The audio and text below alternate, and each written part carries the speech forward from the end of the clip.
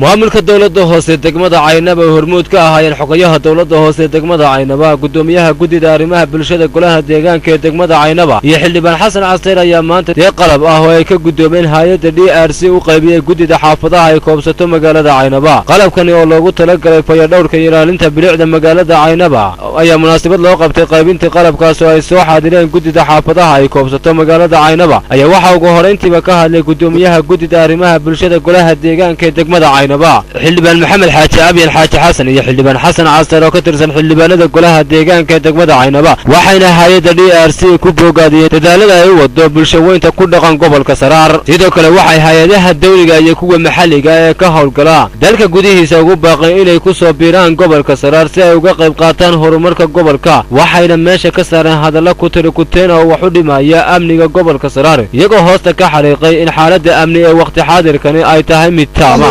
وأنا نقوم هذا علينا رنتي وهي DRC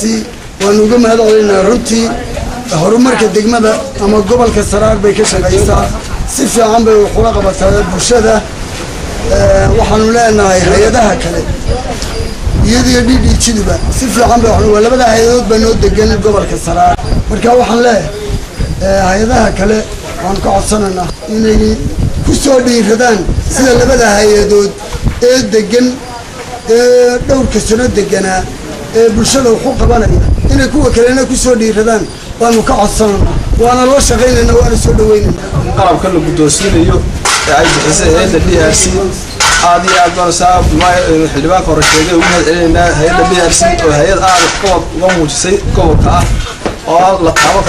تعامل كرا موجسي هاسو بالعرن وطولوينك يدقانك يدقمد بده أنت ما يخلطين أبدا من إلنا DRC qaar ka tirsan gudida xaafadaha Caynaba oo iyagu madashaasi ka hadlay ayaa dhankooda wax lagu farxo ku tilmaamay qaybinta qalabkani kuna bogaadiyay hay'adda DRC gabagabadii munaasabadaasi ayaa waxa soo afjaray xogayaha dawladda hoose degmada Caynaba mudane Cumar Maxamuud Muuse waxaanu gudida xaafadaha kula dardaarmay inay dayactiraan qalabkaasi si loogu fushado hawlaha shaqo ee loogu talagalay aan u caawsay qalabka nadaafadda qayb kamida runtii kuwa kala badan aan ka rajayno iyo gudiyada xaafado runtii aad iyo aad u dadaalaya si ay u tawaabsay si maartay ay uga shaqeyn lahaayeen nadaafadda runtii oo ah arrin aad iyo aad u muhiim ah oo bulshada iyo dadka u muhiim ah sababtoo waxa weeyaan haddii ay xumaato maartay nadaafaddu xumaato dhibaatooyin badan baa imaanaya oo caafimaadka ugu horeeyo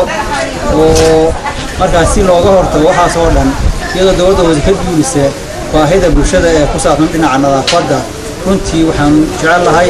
inta iyo in kalaba docda kale waxa maanta daaha laga furay macad cusub oo la magac baxay macadka barashada luqadaha iyo kuliyadda sayniska oo loo yaqaano New Caynaba Institute of Language and Science macadkan ayaa si weyn uga kaabi doona ardayda dugsiyada barashada luqadaha iyo kuliyadda sayniska sida ay sharaxayaan qaad ka tirsan barayaasha iyagoo sidoo kalena bulshada ku dhaqan magaalada Caynaba ay si weyn u soo dhaweeyeen macadkaasi ugu dambeyntiina macadkan ayaa la filayaa inuu wax weyn ka bedeli doono qaabka luqadeed ee ardaydu ay wax u bartaan isagoo oo ka qayb qaadan doona kobcinta